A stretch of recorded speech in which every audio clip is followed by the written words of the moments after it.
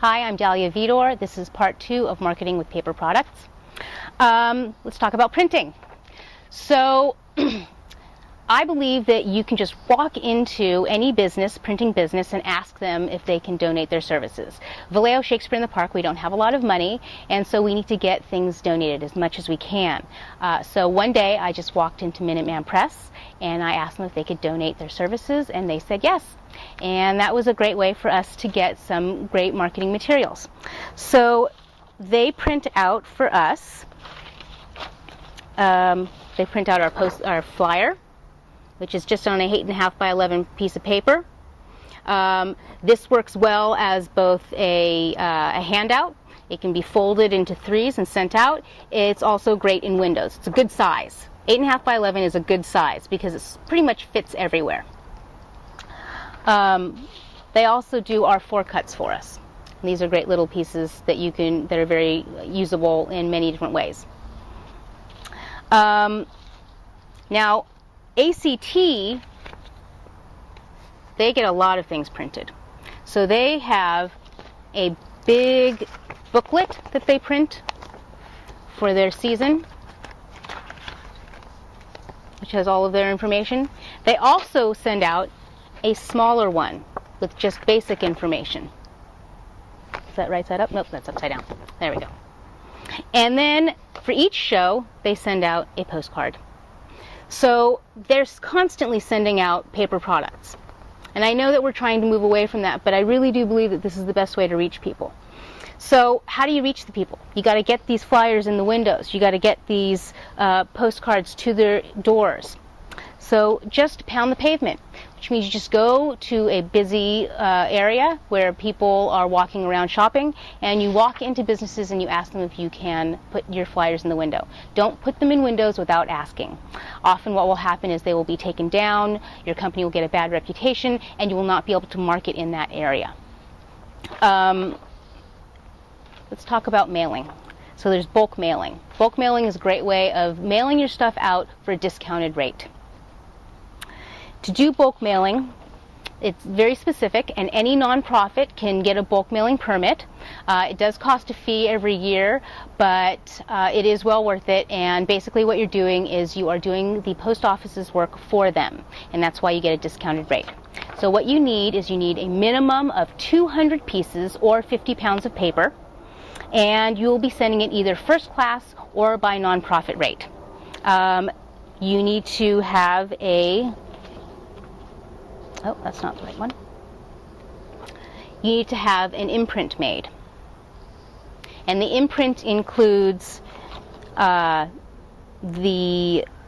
nonprofit organization, it says U.S. postage paid, it has the city where the permit is and your permit number. And that's very important that you get all of that information on there. The post office also wants you to put down return service requested.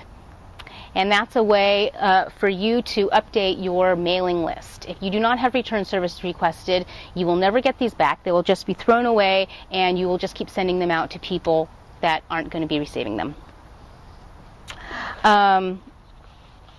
What else? Then, so to do the bulk mailing, what you're doing is you are organizing all of the mail for the post office. And so it needs to be in zip code, it has to be in chronological order, not chronological, it needs to be in numerical order by zip code by the first 3 digits.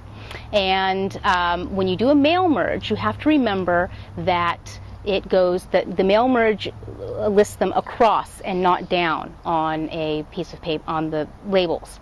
So when I've had volunteers helping me, oftentimes they will start labeling things going from the top down, and then they're completely out of order. So you have to remind people to go across when they're labeling things. Once you get it into complete numerical order, you make sure that they are divvied up by zip code and by city, and you just bring it into the post office, you pay your fee, and then they will do the rest for you. But it's a very convenient way of getting postage out to, getting paper products out to your people, and it also gives you a discount on the mailing products. So it's really well worth it. And sometimes you can partner with other companies and use their imprint if you need to.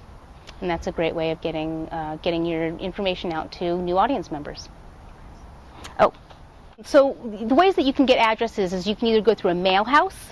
Mail houses they get census information, and so you can get it by families with children or families without children, or two-family homes, or whatever configuration you want to send to in the city. You can also send it to every single person, every household in an area. You can purchase mailing lists from various companies. You can join the big list, which is called the census here in the San Francisco Bay Area, and that's where it's just a giant database of mailing lists, and you decide what you want, who you want to send it to, and they will give you the full list of all of the addresses. You can also trade with other theater companies. That was a big thing that we would do, is we would call theater companies and say, you know, we'll give you our list if you give us yours. Oftentimes they will not give you their donors list, so they don't want to share that.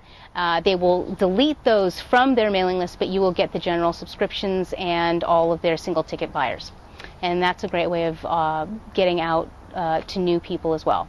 And once your piece, which is attractive and entices them into coming to see your production, they will want to come back.